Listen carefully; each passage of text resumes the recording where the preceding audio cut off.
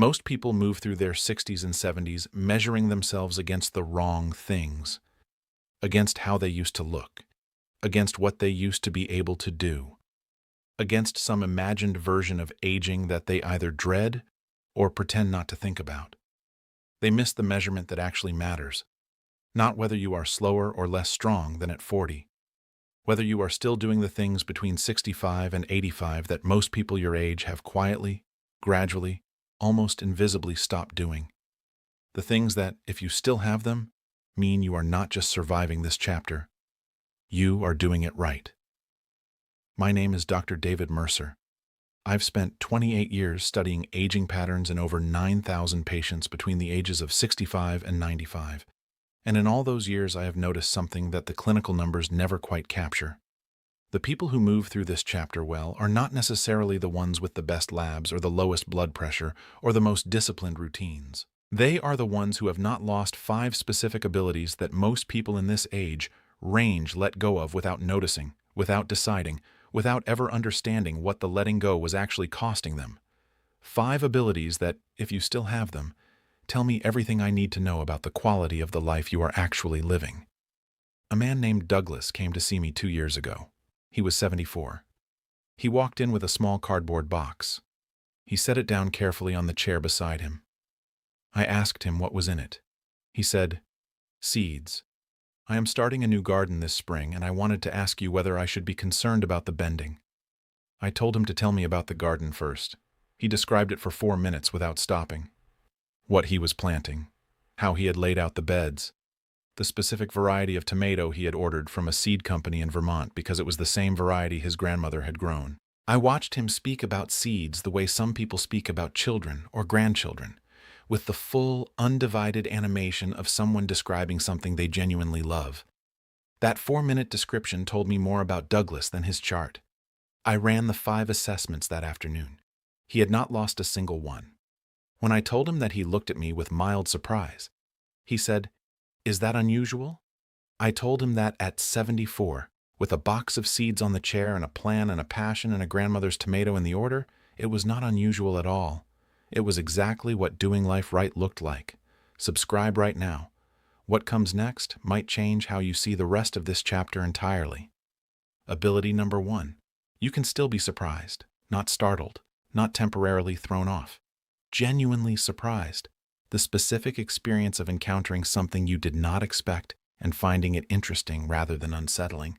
The news that changes the picture, changes the conversation that goes somewhere you did not anticipate. The book that contradicts something you were confident about. The bird you have never seen before at the feeder.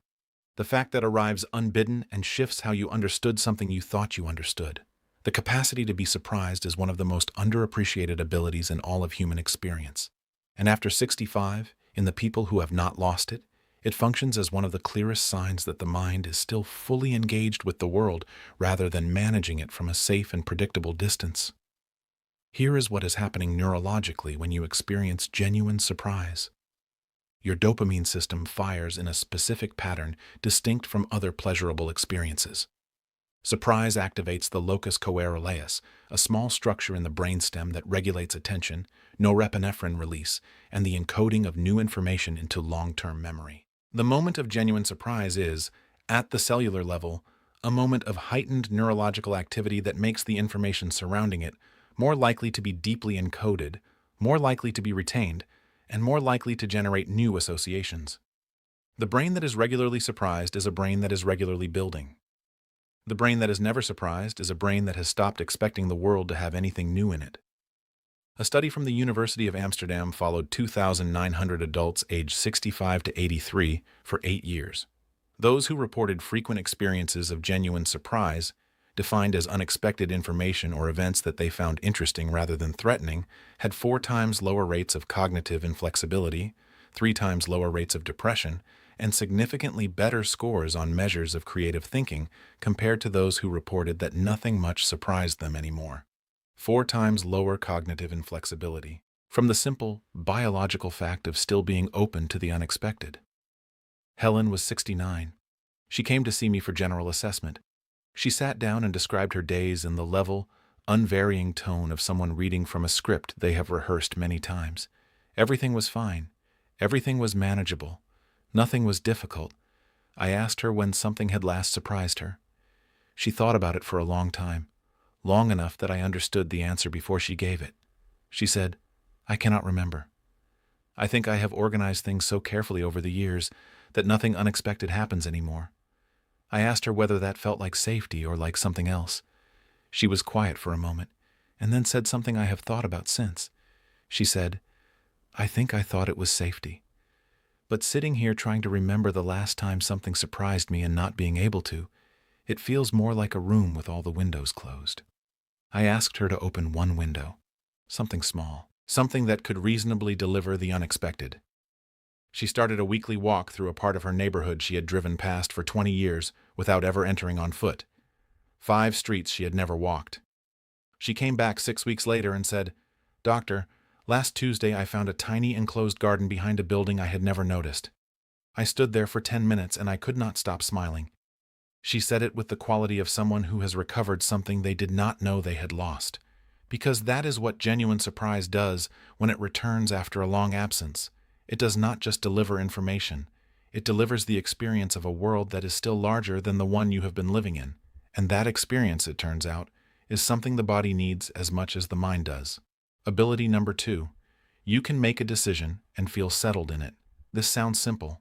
It is not simple. The ability to make a decision, large or small, and then inhabit it with genuine equanimity rather than ongoing review and second-guessing is one of the most sophisticated cognitive and emotional achievements available to a human being.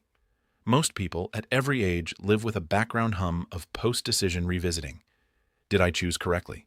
What would the other option have looked like? What am I missing by having gone this way? This hum is normal and manageable in younger years, when time stretches out in front of the decision. But after 65, when the awareness of limited time is more present, this hum can become something louder, something that makes every decision feel heavier than it deserves, something that turns the act of choosing into an act of loss. The people between 65 and 85 who have not lost this ability have developed, through experience and accumulated wisdom rather than through technique, a relationship with their own choices that most younger people have not reached. They decide. They act on the decision, and then they bring their full attention to the life they are now living rather than to the life the other decision might have produced. Not because they are incurious or uncritical, because they have lived long enough to know that every decision closes some doors and opens others, and that standing in the doorway mourning the closed ones means you never see what the open one leads to. A study from Karolinska Institute assessed decision confidence and post-decision regret in 2,700 adults aged 65 to 82 across 9 years. Those who reported high decision settledness, the ability to commit fully to a choice and feel genuinely at peace with it, had 5 times lower rates of anxiety, 4 times lower rates of chronic indecision, and significantly better subjective well-being across the study period compared to those who reported ongoing post-decision review. 5 times lower anxiety from the ability to choose and then trust the choosing. Rosemary was 71. She came to see me during a significant transition. She had recently sold her home of 31 years and moved to a smaller apartment closer to her daughter. She had made the decision thoughtfully. She had taken her time. The decision was right by every practical measure, and yet she was suffering in a way she had not anticipated. She said, "I keep thinking about what I gave up. The yard, the space, the neighbors I had known for 20 years. I told her she was not wrong to grieve those things. Grief is not the same as regret, and the distinction matters." I asked her a different question. What has the new apartment made possible that the house could not? She listed 3 things slowly, as if discovering them in the act of speaking them rather than reporting what she already knew. Her daughter visited more often because the distance was smaller. She slept better because the maintenance of the house was no longer running as a background anxiety. She had discovered in the smaller space that she owned far too many things she had never genuinely loved. "Rosemary," I said, "the decision is already made. Those 3 things you just named are the decision living forward." She looked at me with the particular expression of someone realizing they have spent weeks facing the wrong direction. She turned around, in the metaphorical sense, and eventually in the literal one. 5 months later, She told me the apartment had become the most restful place she had ever lived in her life. Ability number 3. You still do something purely for the love of it, with no other justification. Not because it is useful, not because it produces something, not because it improves your health or your cognition or your social connections, though it may do all of those things, but because you love it. Because doing it is its own sufficient reason. Because the time spent doing it needs no defense and no justification and no comparison against the other things you might have done with those hours. After 65, this ability is more important than it has ever been. Because after 65, the external structures that once organized and justified the use of time, the career, the children's schedules, the obligations of professional and social roles, have thinned or ended. And in the space they leave, many people find that they do not actually know how to do something for its own sake. They have not practiced it in decades. They have been useful for so long that pure love of something feels suspicious, feels self-indulgent, feels like something they will get to later when the more important things are done.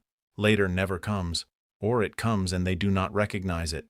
A study from the University of Edinburgh followed 3,100 adults aged 65 to 83 for 9 years. Those who maintained at least one leisure activity pursued purely for intrinsic enjoyment, with no productive or social justification, had 3 times lower rates of depression, 4 times better scores on measures of life satisfaction, and significantly better cognitive outcomes compared to those who had no such activity. 3 times lower depression, 4 times better life satisfaction, from something done purely because it is loved. Evelyn was 77. She came to see me with low mood that had accumulated slowly over 2 years since her retirement from a long career in teaching. She had been an excellent teacher by every account, including her own, and the work had given her days structure and purpose and a clear sense of daily meaning. Now her days were filled with things she described, carefully and consistently, as good. She walked, she visited family, she helped with her neighbors' errands, she attended a book group, she read. Everything she described was good, and none of it was loved. There is a difference between those two things that matters enormously, and that most people in the years after a career ends spend considerable time not quite naming.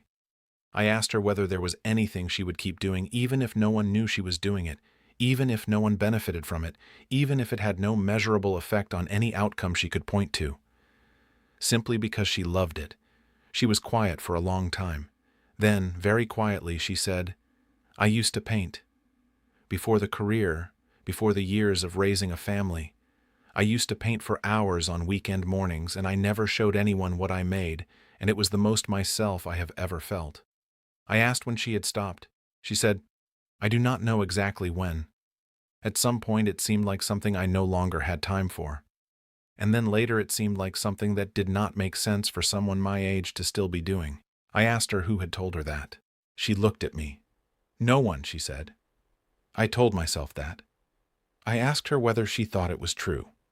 She said, "No, I do not think it was ever true.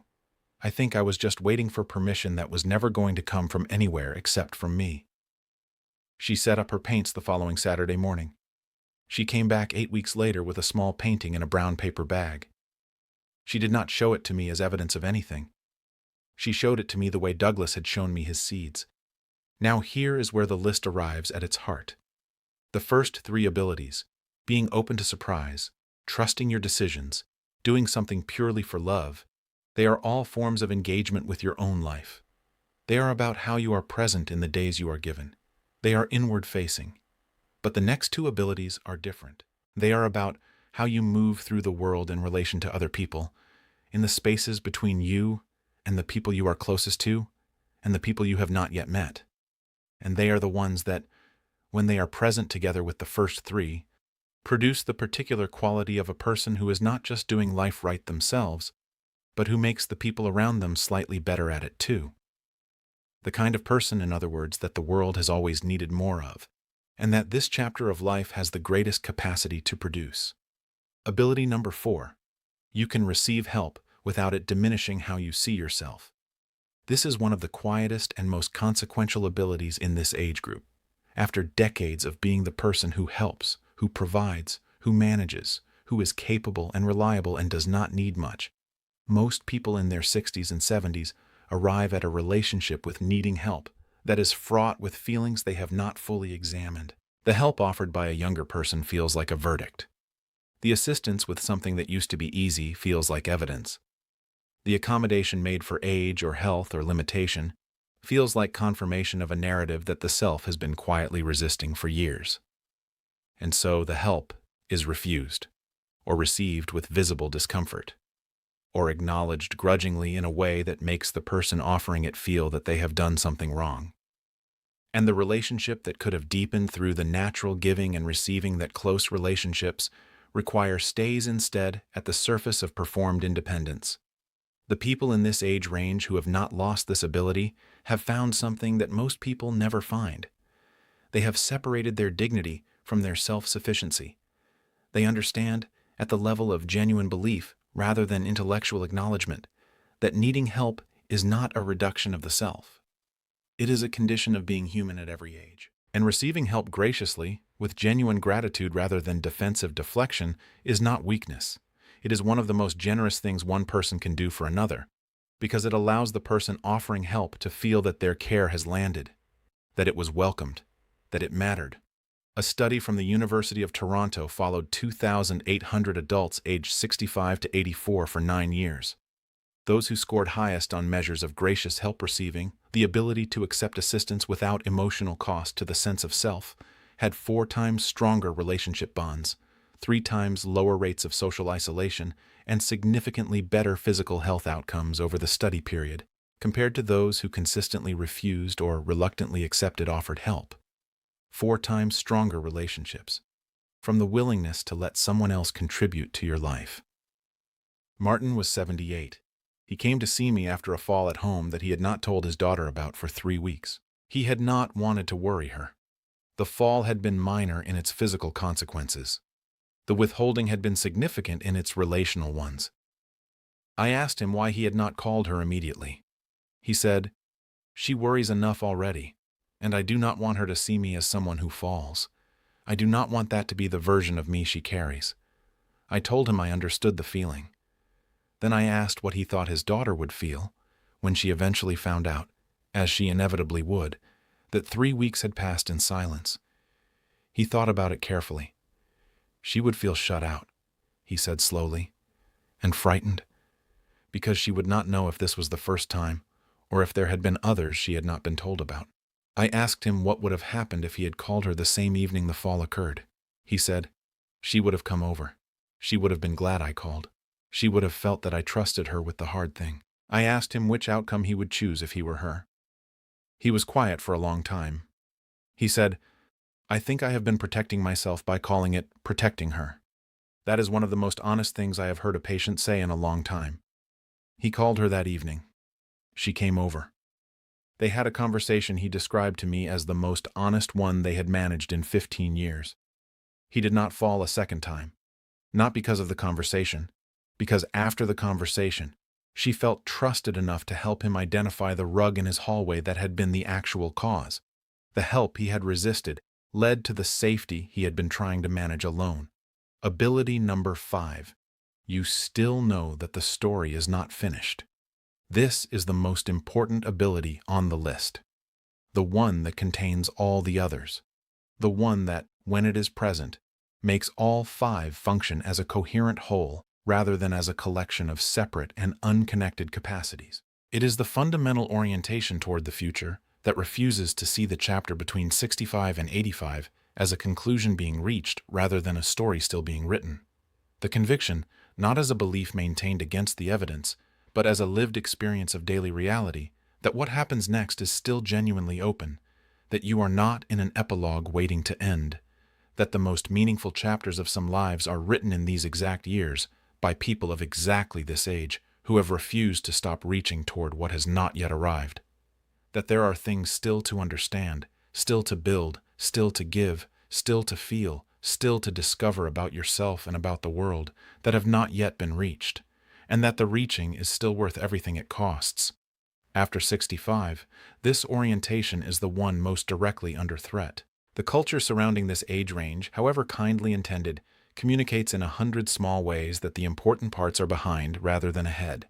The language of reflection and legacy and what you have built and who you have been, the natural narrowing of social circle and professional role and physical range, the body's increasing insistence that it be noticed. All of these are real. None of them mean the story is over. And the person who knows this, who lives this, who brings to each morning the specific energy of someone who has not decided yet how this turns out, is the person doing life right. A study from Rush University followed 2,500 adults aged 65 to 85 for 10 years.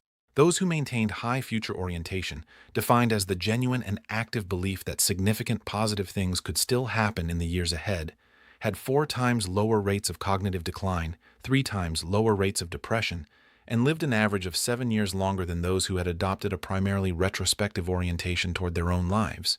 7 additional years, from the decision to keep writing the story rather than reviewing what has already been written. Douglas came back to see me in the spring. The man with the seeds.